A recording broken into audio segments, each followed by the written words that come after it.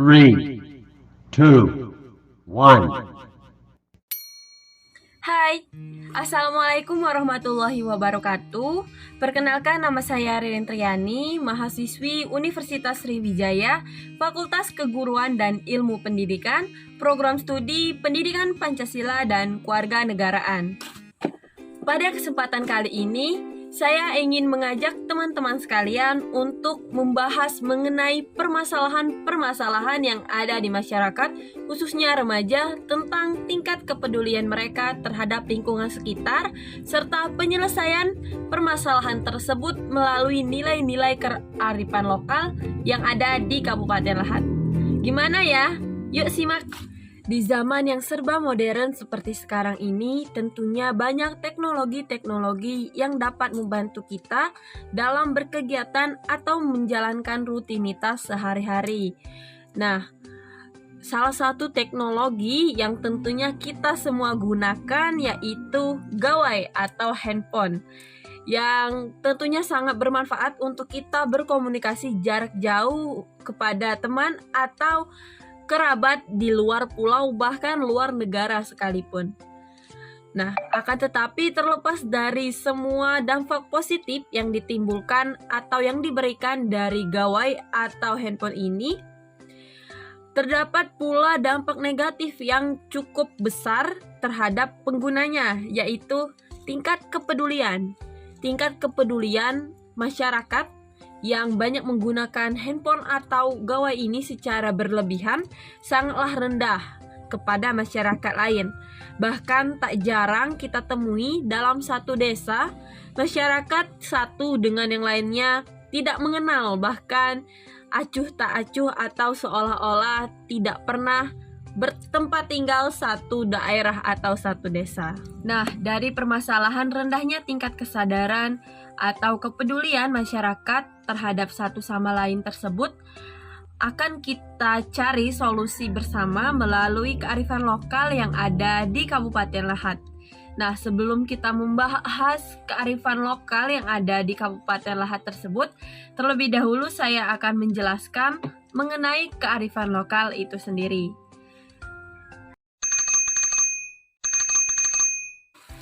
Nah, kearifan lokal itu ialah satu hal atau tindakan yang dianggap baik oleh masyarakat, di mana nilai kearifan lokal serta norma-norma yang terkandung di dalamnya haruslah dijaga dan dipatuhi, agar nilai-nilai baik yang terkandung tersebut tidak hilang dan generasi yang akan datang pun dapat meneruskannya. Nah, keberlangsungan kearifan lokal bisa tercermin di dalam nilai-nilai yang berlaku dalam suatu kelompok masyarakat tersebut.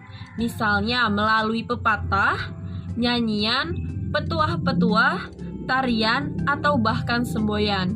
Nah, nilai-nilai kearifan lokal yang tertanam di dalam kelompok masyarakat akan menjadi bagian hidup yang tidak dapat dipisahkan. Nah, kesimpulannya, kearifan lokal itu ialah suatu hal atau tindakan yang dianggap baik oleh masyarakat. Nah, adapun ciri-ciri kearifan lokal yaitu yang pertama, kearifan lokal ini mampu bertahan dari pengaruh budaya luar. Yang kedua, memiliki kemampuan mengakomodasi kebudayaan dari luar. Yang ketiga, memiliki kemampuan mengintegrasi atau menyatukan budaya luar dan budaya asli di dalam suatu masyarakat.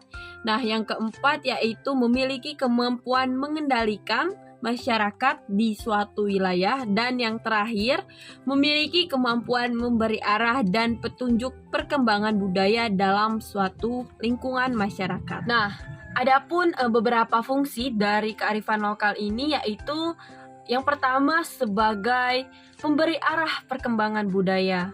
Nah, kearifan lokal ini sebagai pemberi arah perkembangan budaya, yang berarti kearifan lokal ini menjadi salah satu alat untuk mengarahkan masyarakat setempat agar tetap berperilaku sesuai dengan perkembangan budayanya meskipun terjadi berbagai perubahan budaya yang dapat pengaruh dari budaya luar. Yang kedua yaitu kearifan lokal sebagai alat kontrol sosial, di mana kearifan lokal sebagai alat kontrol sosial ini berarti kearifan lokal menjadi alat yang mampu menjaga agar masyarakat memiliki tanggung jawab akan keberlangsungan kehidupan dan hubungan sosial masyarakat setempat agar tidak hilang. Begitupun dengan kebudayaan maupun tradisi yang sudah ada sejak dahulu agar tidak tergerus oleh kebudayaan asing maupun Yang luar. ketiga yaitu kearifan lokal sebagai pertahanan budaya. Nah, kearifan lokal ini dijadikan sebagai pertahanan budaya yang berarti memiliki karakteristik yang mampu mempertahankan budaya atau tradisi di suatu wilayah dengan tidak mencampurkan budaya tersebut dengan budaya asing atau budaya luar dari wilayah tersebut. Nah, yang keempat yaitu kearifan lokal sebagai alat akomodasi budaya luar. Nah, kearifan lokal sebagai alat akomodasi budaya luar berarti kearifan lokal ini mampu memilih dan menyesuaikan kebudayaan mana yang cocok dengan kebudayaan asli masyarakat. Nah, karakteristik ini merupakan mencerminkan bahwa kearifan lokal itu tidak selalu menunjukkan cara hidup bermasyarakat tradisional, tetapi juga belajar cara bermasyarakat modern atau di zaman sekarang ini. Nah, yang terakhir yaitu kearifan lokal sebagai penyatu kebudayaan. Nah, kearifan lokal ini dijadikan sebagai penyatu budaya yang berarti kearifan lokal ini mampu menyatukan budaya asli masyarakat setempat dengan budaya lain sehingga membentuk identitas kebudayaan nasional.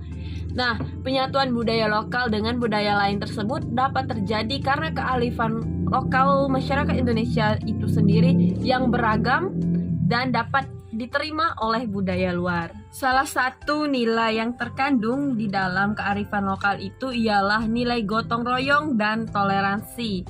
Nah, terdapat salah satu tradisi di daerah Kabupaten Lahat yang mencerminkan nilai tersebut, yaitu sedekah rame.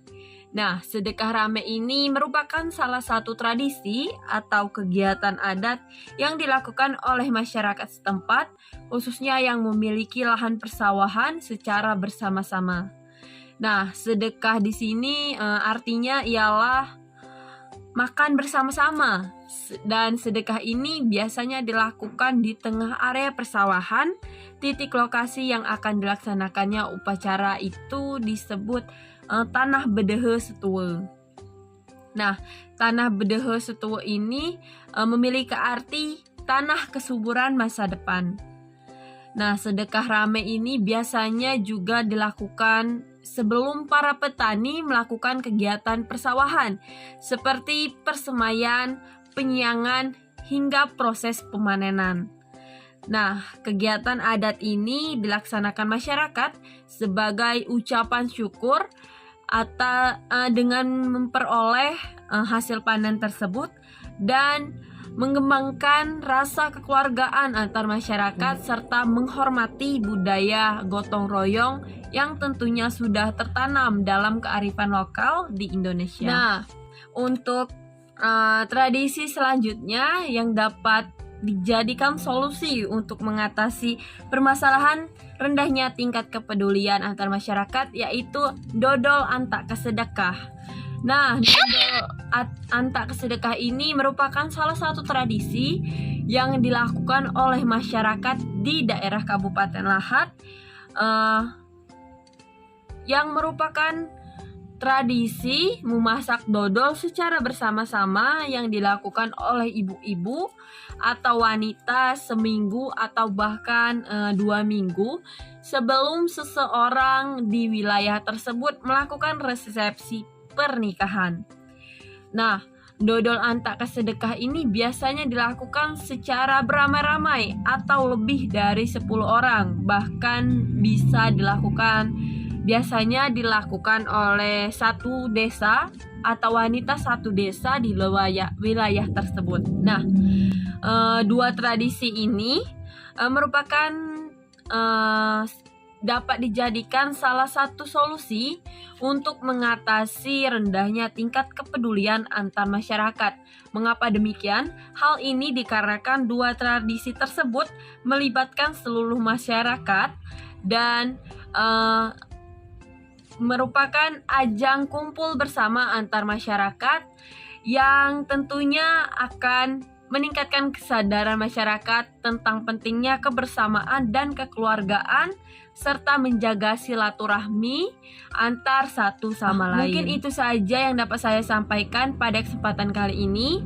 Mohon maaf atas tutur kata yang kurang berkenan. Kepada Allah saya mohon ampun. Saya akhiri dengan wabillahi taufik wal hidayah. Wassalamualaikum warahmatullahi wabarakatuh.